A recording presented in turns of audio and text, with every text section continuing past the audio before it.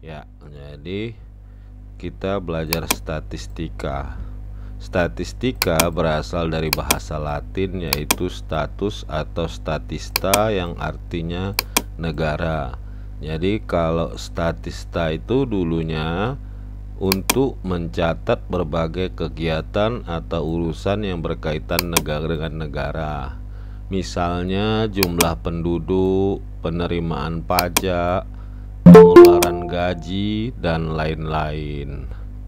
Nah, pada abad ke-17-18 ada lagi istilah yang lain menjadi political arithmetic, publicistika, dan sebagainya ya.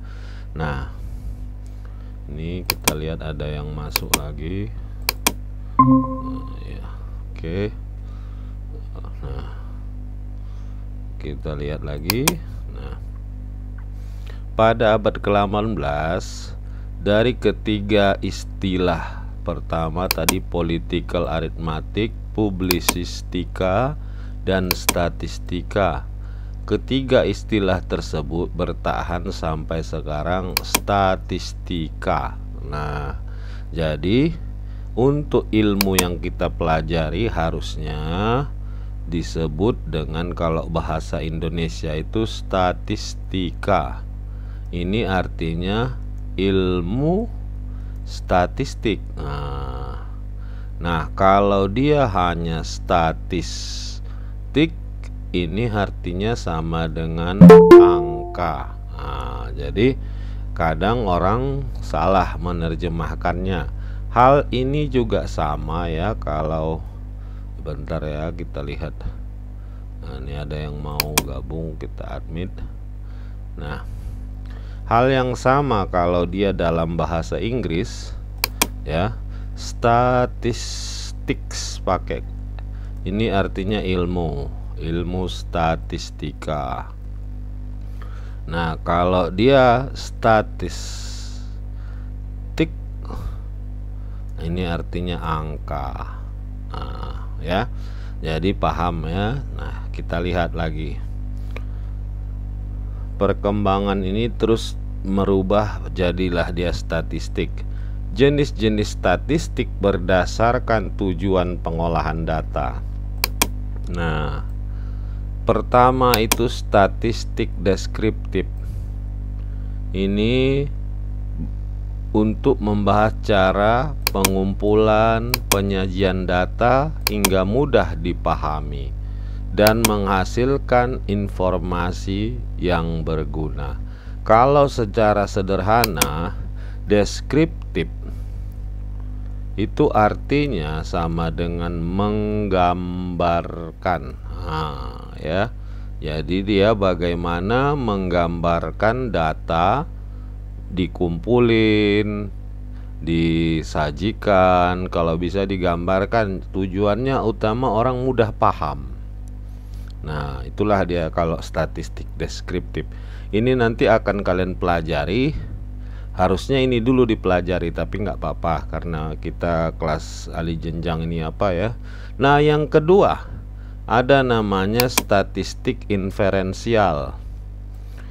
Di sini membahas cara menganalisis, menaksir, meramal, dan menarik kesimpulan terhadap data. Jadi kalau secara sederhana, kalau tadi deskriptif menggambar, di sini kita disuruh menerjemahkan data. Nah, inilah yang kita pelajari. Kita diminta menerjemahkan, tidak lagi hanya sekedar menggambar. Kita terjemahkan. Nah, dalam belajar ini ya, kita menggunakan yang namanya software. Jadi kalian nanti harus beli atau dimana install di laptop kalian. Nama softwarenya adalah SPSS. Kepanjangannya itu Social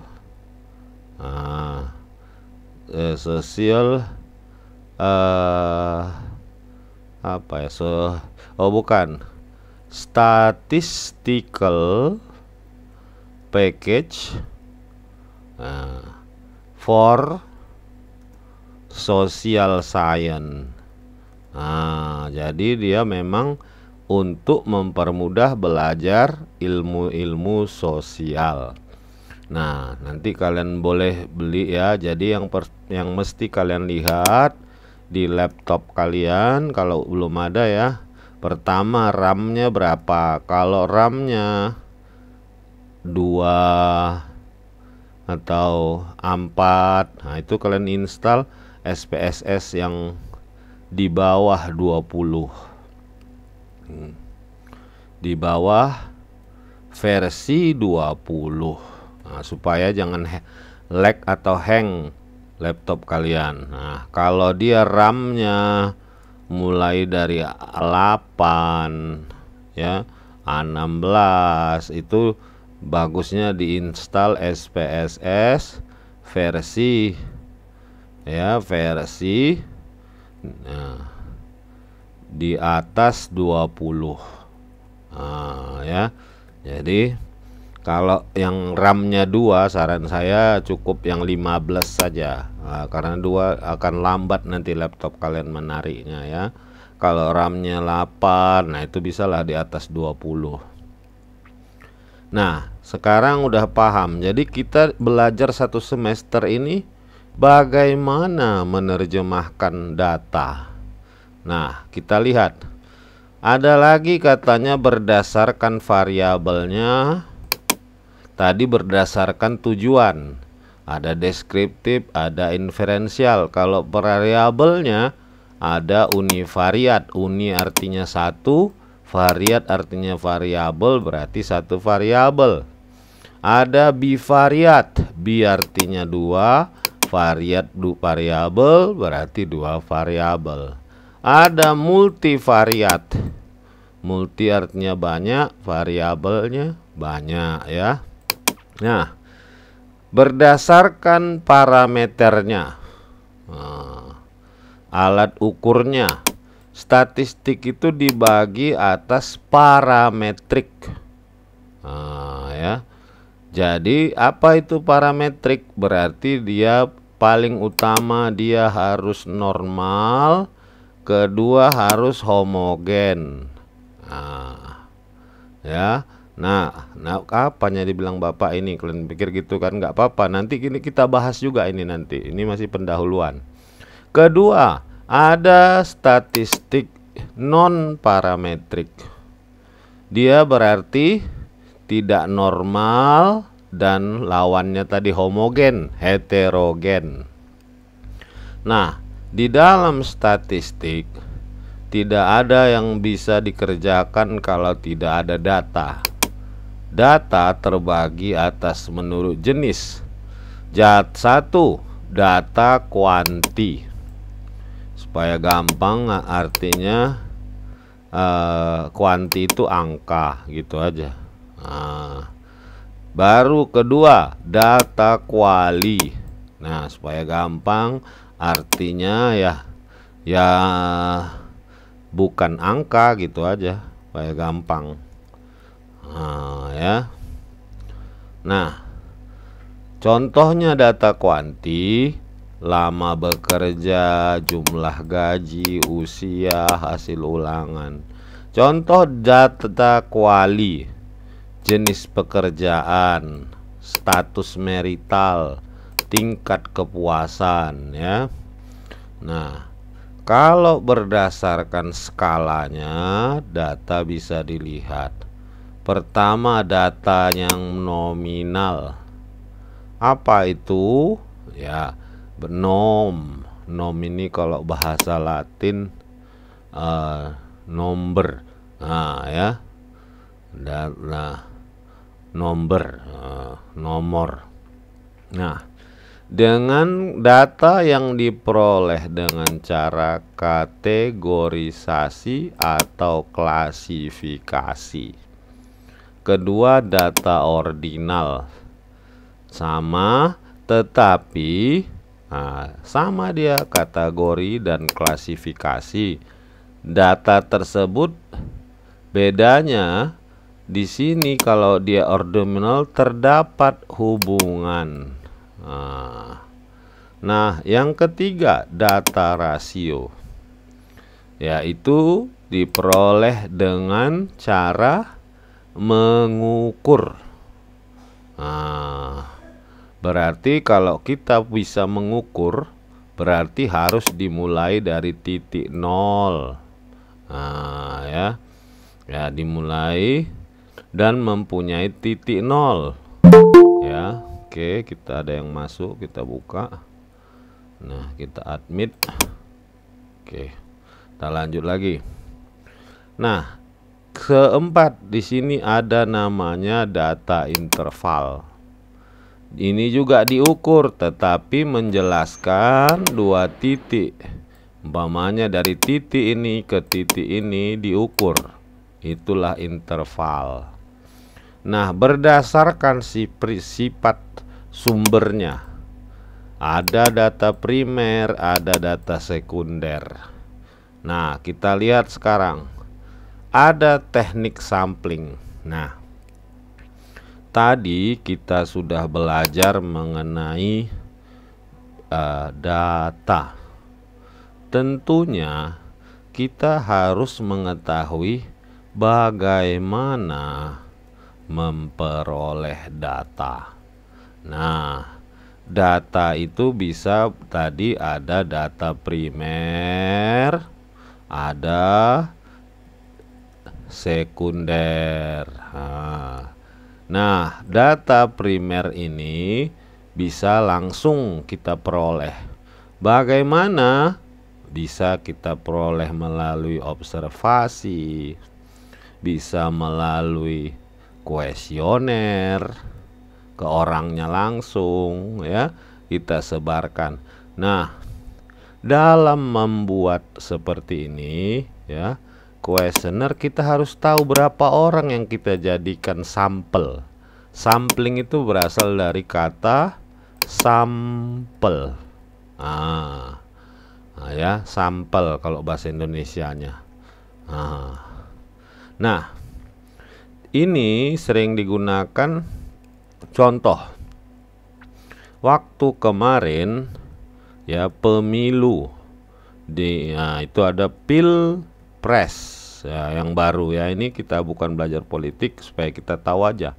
Pilpres, sering kali kita lihat ada yang mengadakan survei.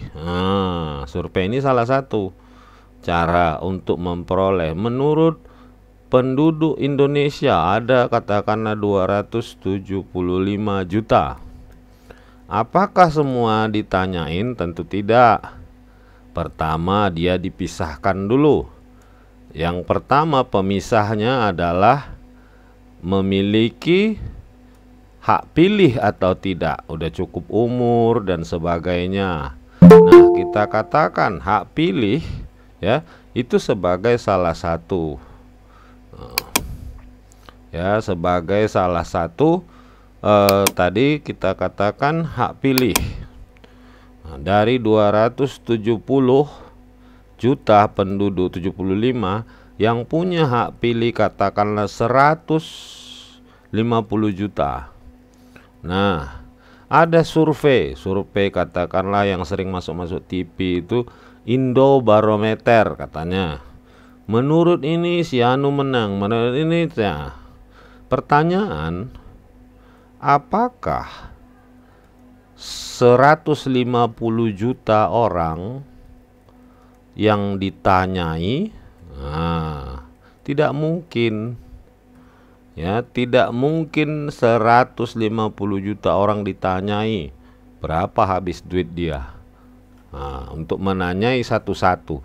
Makanya diambillah namanya teknik sampling. Nah, inilah yang kita pelajari yang ini. Nah, ya. Jadi kalau begitu, dari 150 juta yang punya hak pilih, berapa orang yang boleh disurvei? Itu dia.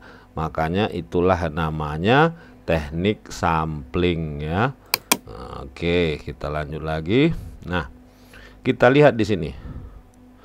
Data yang gunakan dalam penelitian ada yang diambil dari populasi dan sampel. Nah, ini. Jadi kalau kita umpamakan ini muka orang, kita ya masuk lagi, siapa lagi nih? Ya. Oke, kita gambarkan. Inilah muka manusia.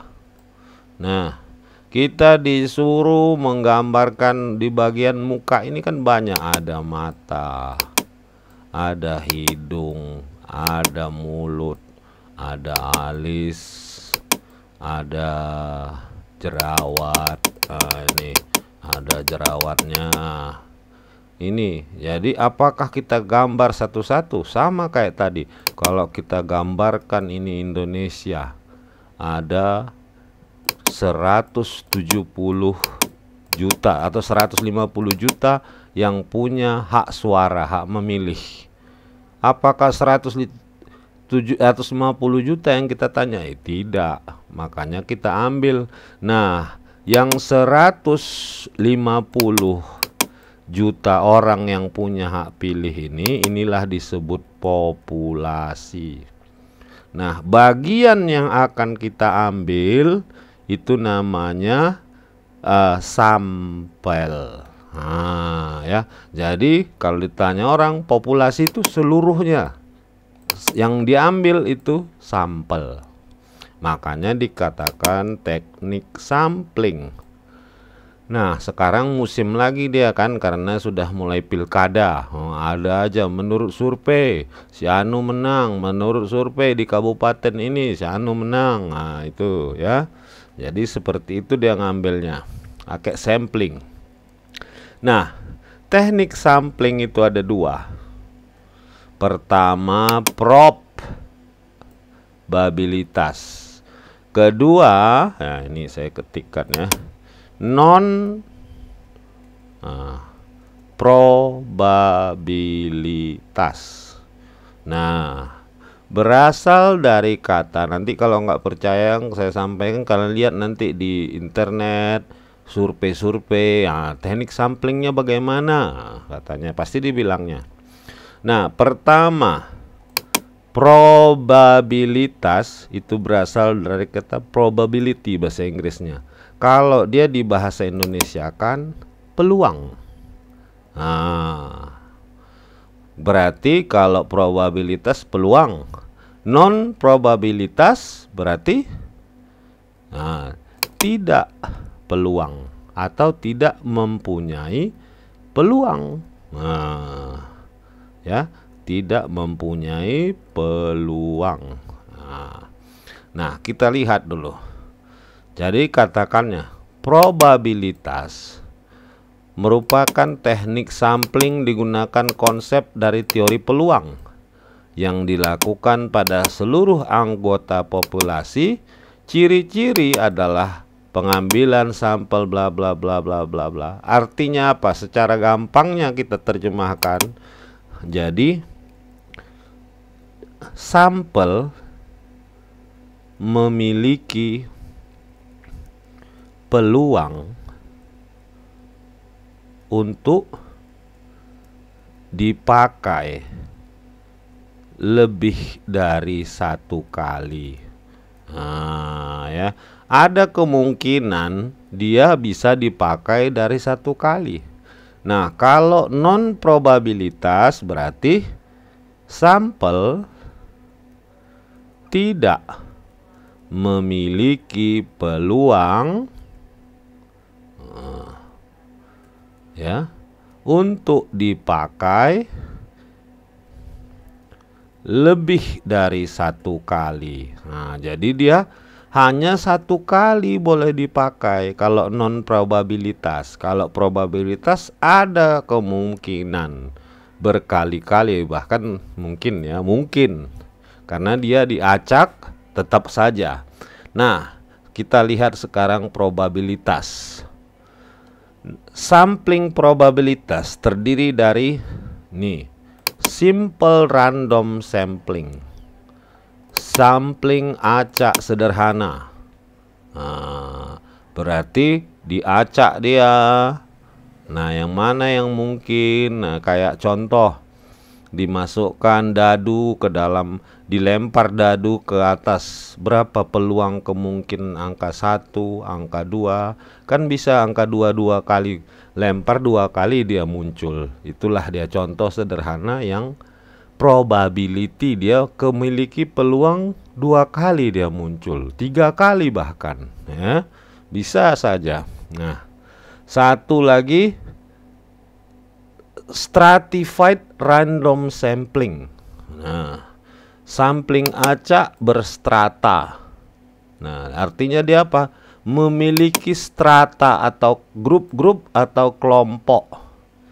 Nah, satu lagi yang ketiga ada disebut cluster random sampling. Sampling acak berkelompok. Nah, ya. Ada karakter populasi dan yang harusnya ada lagi nih ya, multi stage ada itu. Ini karena buku ini buku gratisan ya, saya download, nanti saya kasih sama kalian ini bukunya, tenang aja, dari downloadan internetnya nih, gratis. Multi stage random sampling. Nah, ini yang terakhir nih ya. Inilah yang paling sering dipakai untuk survei pilkada, ya, pilpres. Ya, metode multistage, sampling acak dengan tahapan banyak, multi kan artinya banyak atau variatif. Jadi tahapan tangga-tangganya itu banyak. Jadi umpamanya ini mau pilkada Kota Medan umpamanya nih ya. Kota Medan itu ada 17 kecamatan. Dari 17 kecamatan ada sekitar 60 desa. Nah, berarti ini contoh aja ya. Dan ini contoh supaya kalian paham. Makanya biasanya itu multi stage. Nah, ini Kota Medan. Ini Kota Medan terbagi atas 17 kecamatan. Dari kecamatan ini mungkin ada sekitar 50 desa, mungkin lebih. Nah, maksudnya apa? Dari desa ini dibagi lagi mungkin ada 100.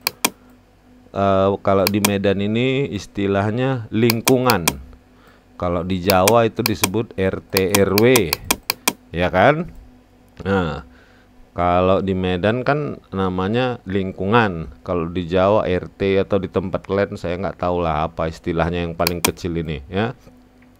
Nah, diambil datanya survei di sini, baru diambil survei di sini, diambil survei di sini. Surveinya itu pertanyaannya A atau B. Nah, siapa yang menang? Si A atau si B? Ini di Kota Medan ya. Kalau dia 3 pilihannya, namanya 3 yang mau maju jadi wali kota, A atau B atau C. Nah, diambil di sini. Ya. Di tingkat lingkungan dia ambil siapa paling banyak. Tentunya ini juga tidak semua. Nah, dia ambil katakanlah lingkungan 100. Mungkin dia ambil hanya 1 lingkungan. Baru di tingkat kecamatan juga 2 tingkat. Di tingkat desa. Baru di sini tingkat kecamatan. Hasil yang ini dengan hasil yang ini, hasil ini kan bertahap-tahap, ini multi stage. Inilah dia. Multi, mulai dari sini kemari, dari sini kemari. Nah, hasilnya ini, hasil yang ini, hasil ini dicocokkanlah. Timbullah besok diumumkan calon. Survei membuktikan, ini ceceknya. Survei calon A memiliki kemenangan 45% di Kota Medan. Nah, calon B ini kan sering ini kan. Nah, calon B dia hanya 10%. Ya. Nah, calon C sisanya mungkin saja ya. Tapi apakah harus pas? Pamannya kalau kita bikin calon C sama dengan 45. Salah. Kalau ada yang bikin survei kayak gini, ini salah. Kenapa salah? 45 tambah 10 itu 55. 55 tambah 45 berarti 100 pas. Nah, nggak boleh pas 100. Kenapa? Karena impossible. Tidak mungkin ada orang mencapai 100%. Nah, ya. Berarti karena ada saja orang yang tidak mau ikut survei. Nah, ya. Nah, contoh dia harus tidak boleh. Dia harus minimal 95%. Berarti kita katakan si C memperoleh suara 30%. Nah, ini survei tadi multi-stage random sampling. Nah, setiap kalian lihat, setiap diumumkan hasil survei, ada satu kata yang selalu diucapkan oleh orang itu. Apa itu? Error. Apa itu error? Error itu tingkat kesalahan. Makanya kau tidak bisa menyalahkan statistik, karena di statistik itu ada selalu disebutkan kesalahannya. Berapa persen kesalahan? Nah, jadi tingkat kesalahan biasanya ada terbagi 3 ya. Yang di dalam statistik terbagi 3. Yang pertama itu 1%. Yang kedua 5%. Yang ketiga 10%. Nah, biasanya kalau ada bilang tingkat kesalahan 1%, ini berarti kalau salah 1%, benarnya berapa ini? Berarti benarnya 99%. Kalau 5% benarnya berarti 95%. Kan itu ya kan? Kalau 10% benarnya berarti 90%. Nah, jadi semakin besar error, ini ya, kalian perhatikan ini. Kalau 5 tadi benarnya 95, kalau 10 dia 90. Berarti semakin kecil tingkat kebenarannya. Nah, di dalam statistik hanya 3 ini yang boleh ada error. Nggak boleh ada tukang sampling bilang errornya 25% katanya. Itu udah gila deh tuh. Nah, berarti masa error sampai 25%, berarti dia nggak kerja. Nah, nebak-nebak itu ya, error itu sampai 10 maksimal, paling kecil 1. Dan biasanya error 1% ini sering dipakai untuk ilmu IPA, pengetahuan alam. Umpamanya mengukur mesin, alat ukur. Kalau dia salah besar sekali, hasilnya juga salah. Tetapi kalau untuk bidang sosial atau IPS, ini sering dipakai 10% atau 5%, karena IPS itu jarang yang berhubungan dengan apa ya, presisi, tepat gitu ya. Makanya dalam survei pilkada itu sering yang dipakai errornya itu kok nggak 5 itu 10. Nah, jadi di dalam statistik ada error. Nah, apa bedanya statistik dengan matematika? Matematika tidak mengenal error. Matematika itu pasti 1 tambah 1 itu harus 2. Kalau di statistik, nah 1 tambah 1 sama dengan boleh 1,97 atau 96. boleh juga 2,03. Ya, jadi itulah statistik. Dia tetap, kenapa seperti ini? Karena ada error. Errornya dia pokoknya nggak lebih dari 5% masih dianggap benar. Ya, paham ya beda matematika dengan statistik di situ ya.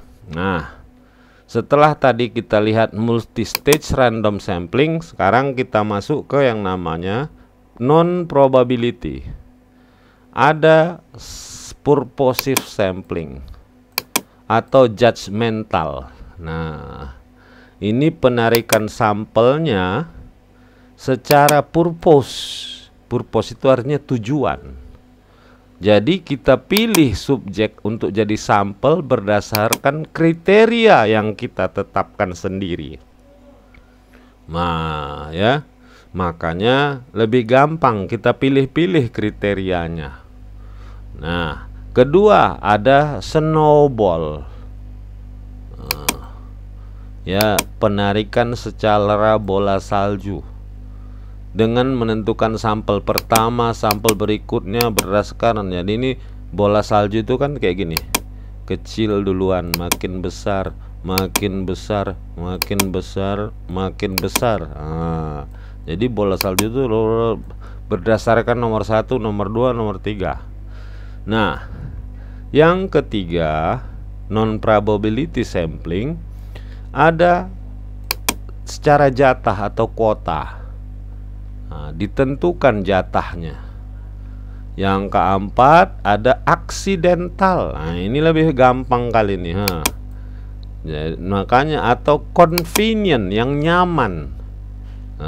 Ya, udah kita pilih sendiri, kapan kita ketemu kita tanya. Makanya ya, jadi dari kedua teknik sampling, ya. Tadi ada satu prop, ada non-prop, non-probability itu, ya, non-probability. Yang paling diakui untuk penulisan karya ilmiah ya di luar negeri ya, bukan di Indonesia, yang ini probability. Kenapa?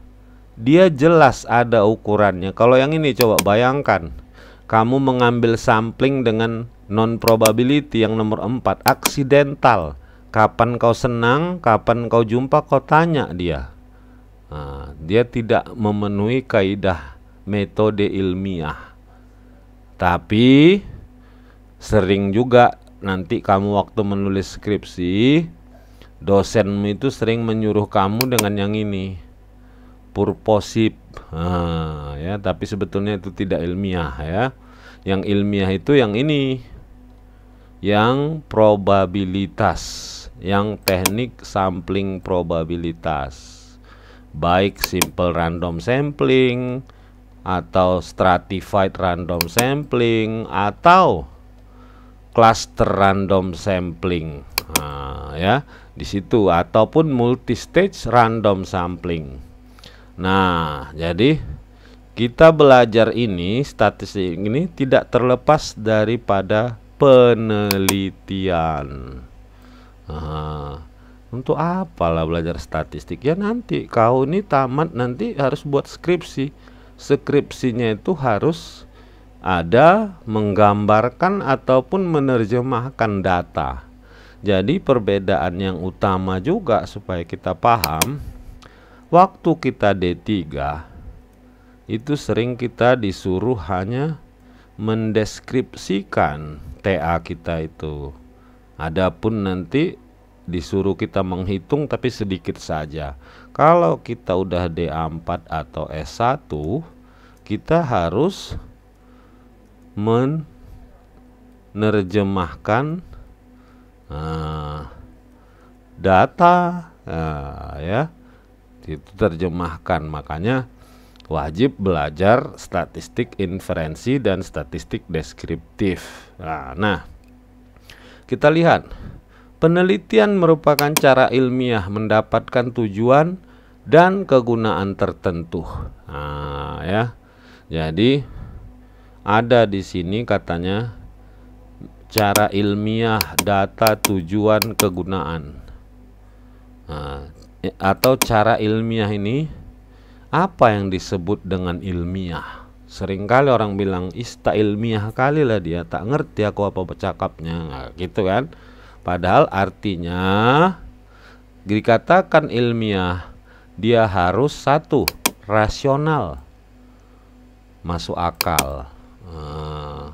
Jadi jangan meneliti yang hayalan. Kedua, empiris. Apa arti empiris? Bisa diamati oleh indera manusia. Indera itu ada 5 kan?